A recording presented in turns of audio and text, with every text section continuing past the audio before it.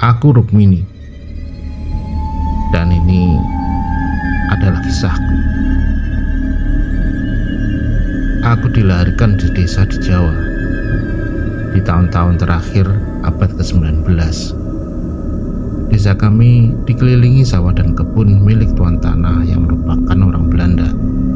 Setiap pagi, para lelaki sudah berangkat dengan cangkul dan pacul menjadi kuli di perkebunan. Sedangkan perempuannya sibuk di dapur dan menjadi buruh cuci. Pada malam harinya, hanya ada cahaya lampu minyak dan obor. Di sini, kami hidup dalam dunia yang masih sangat percaya pada hal gaib.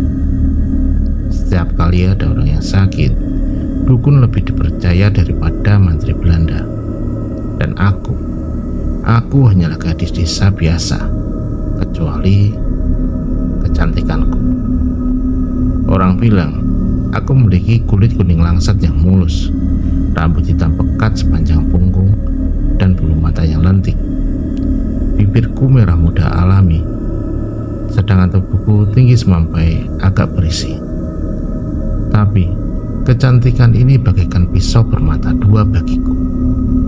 Di mata orang tuaku yang miskin dan mata duitan, ayah yang hanya buruh kebun, dan ibu yang buruh cuci, kecantikanku hanyalah komoditas bagi mereka yang suatu hari pasti akan ditukar dengan kemakmuran duniawi. Dan benar saja, hari itu pun tiba. Ki Demang Kartodimejo, penguasa setempat yang berperut buncit dan berkumis tebal, melihatku saat ayah membawaku ke pasar. Matanya berbinar seperti melihat barang antik yang langka. Tak lama kemudian, pinangannya pun datang. Aku menjadi selir kelimanya, dan sebagai gantinya, orang tuaku mendapatkan sepetak sawah yang mereka idamkan selama puluhan tahun. Aku dipaksa, tangisku seperti angin lalu bagi mereka. "Kau akan hidup di istana, anakku," kata ibu. Matanya berbinar melihat bayangan sawah itu. Rumah Ki Demang begitu besar, dari kayu jati yang semuanya berukir. Aku yang hanya gadis desa, yang terbiasa dengan bambu dan ilalang, terpana dengan semua kekayaan ini. Tapi kekaguman itu cepat sirna. 4 pasang mata telah menatapku dengan api kebencian sejak aku melangkah masuk ke rumah ini. Marni, dia yang paling tua, matanya sipit dan licik. Sally, dia yang paling cantik di antara semuanya, bibirnya selalu mencibir. Sedangkan Laras, si tukang fitnah, dan Zuli yang paling kuat di antara mereka. Awalnya, Ki Demang benar-benar memanjakanku. Inilah yang memicu bara kecemburuan mereka padaku. Dia memberiku kebaya sutra berwarna merah marun, warna yang biasanya hanya untuk perayaan. Lalu juga perhiasan, kalung emas dengan liantan mutiara, anting-anting yang berayun lembut, juga gelang kaki yang berdentang halus. Semua hadiah-hadiah itu datang silih berganti. Bahkan di suatu sore, Ki Demang menyuruh tukang jahit dari kota untuk datang ke rumah, khusus membuatkanku 6 helai kebaya baru hanya untukku. Kasih sayang Ki Demang pun berlebihan. Di hadapan seri-seri lain, dia selalu menyuruhku duduk di sebelahnya. Tangannya kerap membelai rambutku, memuji kehalusan kulitku, dan berkata bahwa suaraku seperti kicau burung kecil. Dia memberiku kamar terbaik di sayap timur rumah ini, dengan ranjang besar dan kelambu sutra. Makanan yang enak selalu disisihkan untukku. Perhatiannya seperti matahari menyinari satu sudut taman dan meninggalkan sudut lain dalam bayangan yang makin kelam. Dan disitulah benih-benih kebencian itu tumbuh menjadi pohon beracun. Aku bisa melihatnya di mata mereka.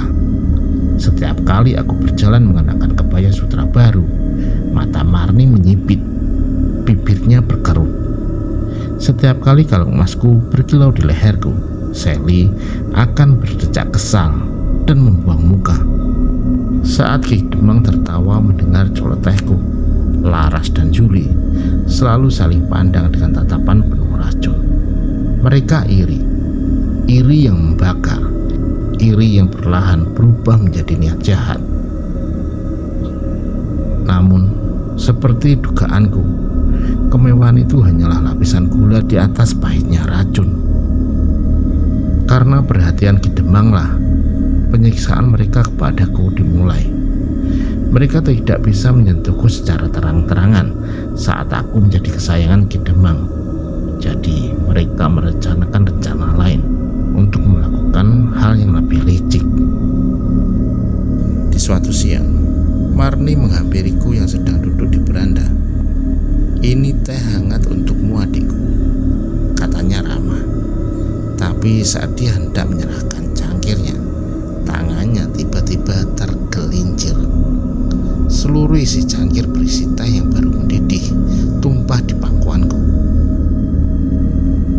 Sakitnya tak terkira. Kulitku langsung merah membara, melepuh. Aku menjerit kesakitan. Tapi Marni hanya berpura-pura panik. "Astaga, maafkan kakak yang jerbo ini ya, Dik."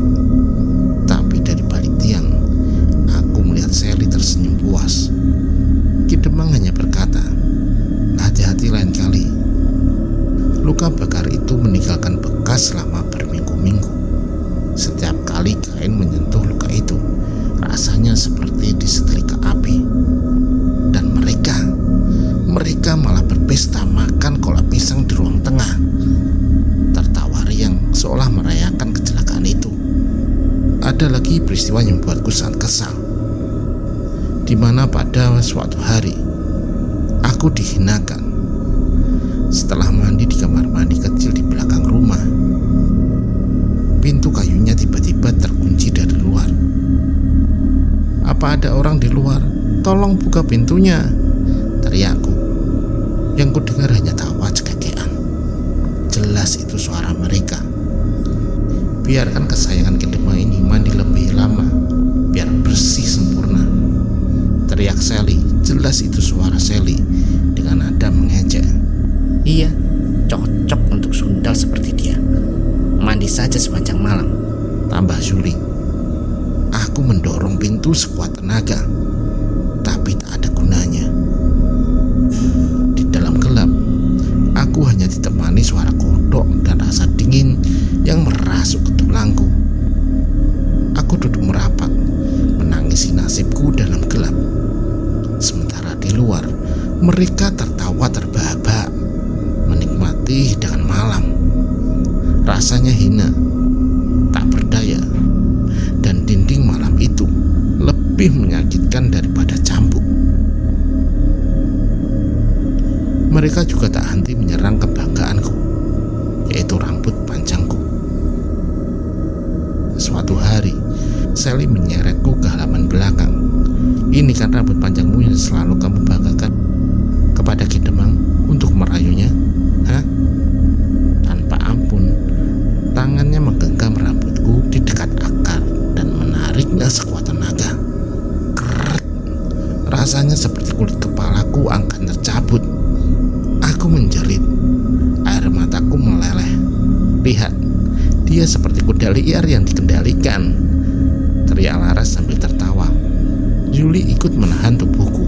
Mereka bergantian menjambak, menarik sambil menghinaku.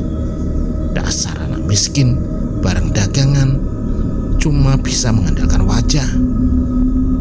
Setiap kata yang mereka katakan itu adalah pukulan yang keras untukku. Setiap kali tarikan adalah penyiksaan. Harga diriku diinjak-injak, direndahkan lebih rendah dari debu. Dan semua ini berawal dari rasa iri hati mereka yang meluap karena kalung emas dan senyum manis pemberian Ki Demang padaku.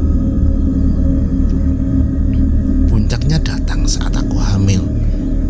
Ki Demang sangat gembira. Hadiah dan perhatiannya berlipat ganda.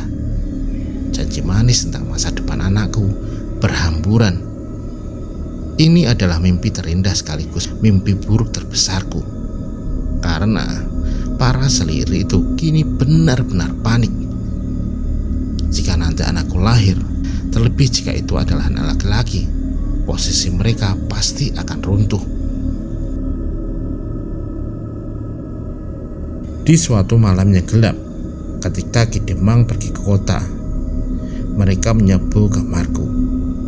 Terlihat 4 siluet wajah yang dingin menyeringai senyum padaku. Marmi memegang mangkuk tembaga berisi ramuan hitam yang pekat. Baunya menusuk seperti aroma kematian. Minum ini untuk kehamilanmu dan janinmu, katanya.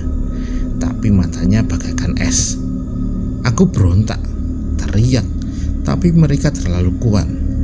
Yuli dan Laras mencengkram tangan dan kakiku dengan cakar mereka, sedangkan Sally menutup mulutku. Marni mendekat dan menjepit hidungku, dan saat aku terpaksa membuka mulut untuk bernapas, dia menuangkan seluruh cairan pahit dan panas itu ke tenggorokanku. Seketika dunia berputar. Perutku segera dikoyak oleh kram yang tak tertahankan. Panas, lalu dingin yang mencengkram, lalu darah. Banyak darah mengalir, membasahi lantai kayu, membawa serta nyawa kecil yang baru saja mulai tumbuh. Janinku, harapanku terlahir, telah pergi. Mereka berdiri mematung, melihat penderitaanku dengan puas, lalu pergi tanpa sepatah kata. Ki Demang, ketika dia tahu, dia hanya diam dan memalingkan wajah. Aku telah menjadi barang rusak yang tak berharga. Patah hati dan hilang akal. Aku seperti orang gila. Seminggu kemudian, aku mengambil tali anyaman. Di senja yang kelam itu, aku menuju sumur tua yang ada di belakang rumah. Aku ikatkan tali di balok kayu yang mulai reyot, melilitkannya ke yang dulu selalu dibelai oleh Ki Demang. Aku melompat. Air hitam yang seharusnya dingin, tapi justru hangat menyambutku. Yang kurasakan justru kelegaan. Bagi para selir, kematianku ini adalah kemenangan terbesar mereka. Mereka berpesta, wajah-wajah mereka berseri-seri. Akhirnya si tukang rayu itu hilang, bisik Sally. Sekarang perhatian Ki Demang akan kembali ke kita, sahut Marni dengan senyum puas. Acara kirim doa 7 harian untuk arwahku pun dilakukan secara formalitas belaka. Mereka duduk di barisan depan, wajahnya tanpa sedih, bahkan matanya bersinar lega. Mereka merasa dengan lenyapnya aku, pesaing mereka selesai. Tapi mereka salah besar. Tepat 7 hari setelah acara doa itu, pada tengah malam, terorku, aku mulai. Aku kembali. Bukan sebagai Rukmini yang lemah, tapi sebagai arwah yang penuh dengan dendam membara. Marni, yang pertama menuangkan racun, terbangun karena merasa dadanya sesak. Dia membuka mata dan melihat wajahku yang basah dan pucat, dengan bekas tali leher yang jelas terlihat dengan mata. Hanya beberapa jengkal dari wajahnya. Kenapa kau tumpahkan air panas itu ke kakiku? Hah? Bisikku pelan. Dia ingin berteriak, tapi tak ada suara yang keluar. Sepanjang malam, dia merasa kulitnya terbakar dan melupuh, seolah terus-terusan disiram oleh air mendidih, meski tak ada luka yang terlihat. Sally, yang suka mengunciku, mulai merasa terkunci di setiap ruangan. Pintu kamar tidurnya, kamar mandi, semuanya tak bisa dibuka dari dalam. Dari balik pintu itu, dia mendengar tawaku yang dingin. Sakit kan dikunci dalam gelap? Aku juga menarik rambutnya tanpa henti. Setiap pagi, dia menemukan gumpalan rambutnya di atas bantal, hingga akhirnya kepalanya botak sebelah. Laras, si penyebar fitnah, mulai mendengar bisikan-bisikan dari setiap sudut rumah. Dasar barang dagangan, anak miskin. Bisikan itu mengikuti kemanapun ia pergi, terdengar jelas di telinganya, mengacaukan pikirannya. Dia gila. Yuli, si pelaksana kekerasan, merasa ada yang duduk di punggungnya setiap malam, menekan dadanya hingga sulit bernapas. Rasakan ditahan seperti kau menahanku. Desisku di telinganya. Napasnya tercekat. Rasa paniknya memuncak. Suara cekikikan, tangisan bayi, jeritan amarahku dan tawa pedihku memenuhi seluruh rumah ini. Hanya mereka yang mendengar dan merasakannya. Ki Demang hanya melihat mereka tiba-tiba menjerit-jerit, memukul diri mereka sendiri dan berbicara sendiri. Mereka sudah gila, kata Ki Demang, dan akhirnya mengurung mereka masing-masing di dalam kamar. Akhir dari kehidupan mereka pun tiba, satu persatu dengan cara yang mencerminkan dosa mereka. Marni setelah seminggu dihantui rasa terbakar, ditemukan tewas di bak mandi. Air di bak mandi itu mendidih panas, padahal tidak ada yang bisa memanaskannya, dan tubuhnya menunjukkan luka bakar tingkat 3 di sekujur tubuh. Sally yang sudah botak dan ketakutan total akhirnya ditemukan di dalam gudang. Yang digunakan untuk menggantung adalah kepangan rambut panjang palsunya yang diikatkan di lehernya. Matanya melotot penuh dengan teror. Laras benar-benar gila. Dia terus-menerus menyuap mulutnya sendiri sambil berteriak, "Aku akan diam, aku tak akan fitnah lagi." Bisikan-bisikan itu tak pernah berhenti, hingga akhirnya dia berlari dan terjun ke dalam sumur tua yang sama di mana tempat aku mengakhiri hidupku sendiri. Yuli yang katanya paling kuat mencoba melawan. Dia menyewa dukun pemberani untuk mengusirku. Tapi di tengah upacara, api sesajen tiba-tiba membakar dan membalut tubuhnya sendiri. Dia mati terbakar hidup-hidup. Ceritanya memekakkan telinga. Ki Demang pun akhirnya meninggalkan rumah megah itu. Ia ketakutan. Rumah itu kini kosong, angker, dan sepi. Kini hanya aku yang tersisa di sini, bukan sebagai manusia, tapi arwah. Kadang aku suka memunculkan diriku sebagai sosok wanita dengan kebaya merah marun di tepi sumur, atau kadang terdengar suara tangisan bayi atau cekikikan di dalam rumah. Dendamku belum padam. Aku mungkin dijual oleh orang tuaku, tapi para selir itu, mereka lah yang membayar tunai dengan nyawa dan jiwa mereka. Jadi ingat, kecemburuan dan kekejian yang kau tabur akan kau tuai dengan cara yang paling mengerikan. Bahkan kematian sekalipun tak akan bisa mengubur dendam seorang perempuan yang direndahkan, disiksa dan dirampas segalanya. Aku rumah ini, dan aku adalah buktinya. Jika kamu mempunyai cerita horor, kamu bisa mengirimkannya via email atau di komentar. Nanti akan kita buatkan videonya. Terima kasih. Jangan lupa like dan subscribe. Juga berikan komentar kalian pada video ini.